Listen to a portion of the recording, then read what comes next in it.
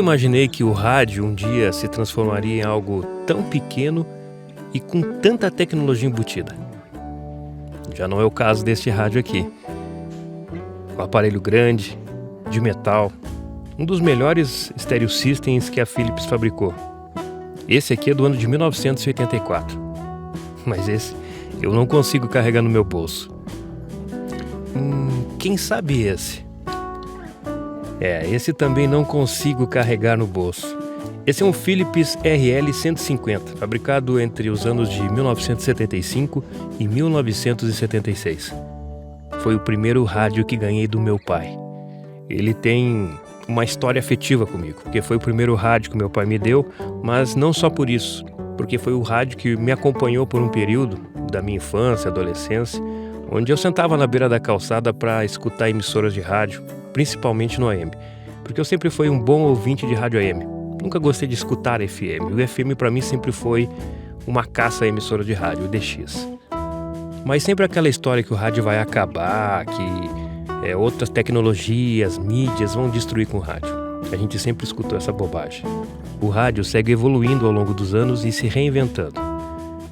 E em cada década eu sempre tive um rádio que representava essa passagem de tempo. Do Philips passei para o Sony, que sempre fabricou rádios de referência. Desde um modelo mais básico, talvez esse aqui não tão básico assim, até os modelos mais avançados, como o famoso 7600 GR, que foi meu companheiro na década de 90. E as marcas de uso não deixam dúvidas. Mas foi nos anos 2010 que comprei o meu último rádio portátil, que também não cabia no bolso. Esse é o Tecsun PL880. Durante um período da minha vida, entre 1999 e 2011, por questões pessoais, acabei me afastando do hobby da rádio escuta do DX. Mas quem bebe da fonte nunca deixa o hobby de lado. E foi com esse PL880 que eu voltei ao hobby, primeiramente somente com o rádio portátil.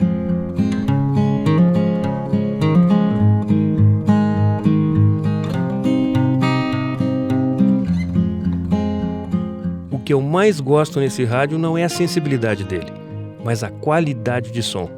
Tem um grave potente, um agudo interessante e um médio equilibrado. Não é como os rádios portáteis que eu sempre tive, e eu sempre fui muito exigente na questão do som, que não tinha o equilíbrio. Você escutava aquele rádio parecendo aquela caixa de abelha zumbindo, com excesso de agudo, médio. Não, esse rádio aqui é o rádio que eu utilizo quando eu quero escutar alguma coisa fora do computador, num portátil mesmo.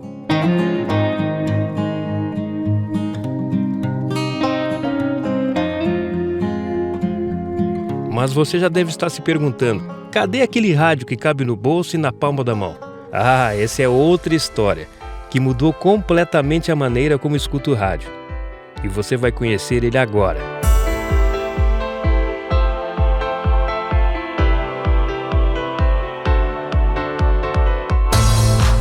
A primeira coisa que você pensa quando olha para esse rádio é: cadê os alto-falantes?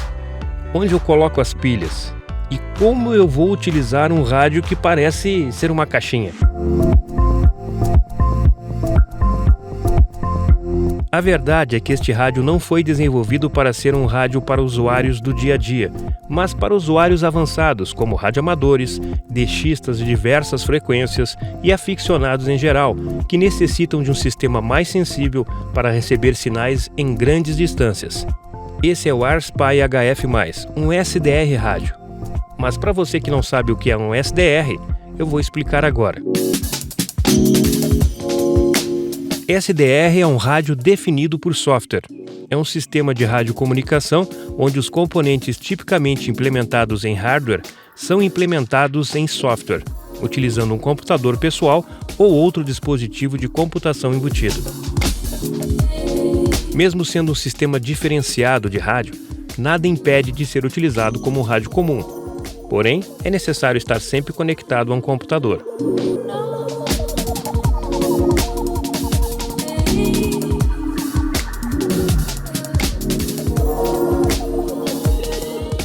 E aí, gostou do SDR rádio? Você que não conhecia? Usaria um software desse com um hardware no seu computador? Na verdade, esse não é o único modelo que existe, existem outros modelos. Esse é um diferenciado que existe no mercado, de muita sensibilidade, muitos filtros, e ele é muito bom em várias frequências, em várias faixas de ondas. Eu vou sempre frisar aqui que eu trabalho somente com a frequência de FM, então vou me fixar nele. Qual é o contra deste aparelho? Eu diria que é o preço. Não é um preço muito acessível para quem deseja ter o SDR AirSpy. Ele custa em torno de $169 sem impostos. Mas existem alternativas com valores bem mais acessíveis. Eu vou mostrar aqui para vocês o outro SDR que eu possuo, que também tem suas limitações, mas não é o preço. Ele é bem mais acessível, com R$300 você consegue comprar o RTL, que é este aqui. Qual é a desvantagem do RTL? Ele não tem os mesmos filtros que tem o AirSpy. Na verdade, aqui para vocês poderem ver a diferença dos dois, este aqui, ele é mais indicado para quem quer fazer escutas locais, ou está afastado de grandes centros, porque se colocar como antena externa esse RTL aqui numa zona urbana, com várias emissoras de rádio FM, e tentar escutar alguma coisa distante vai ser muito difícil, porque ele é muito sensível aos sinais fortes.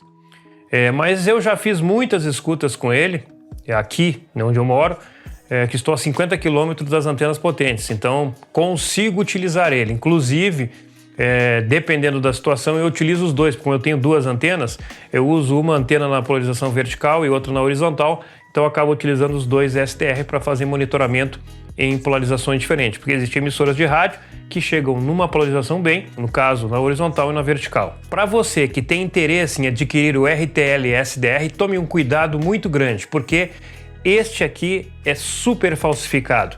Vou mostrar para vocês como perceber qual é o original ou qual é o falso. Está aqui, ó, os parafusos.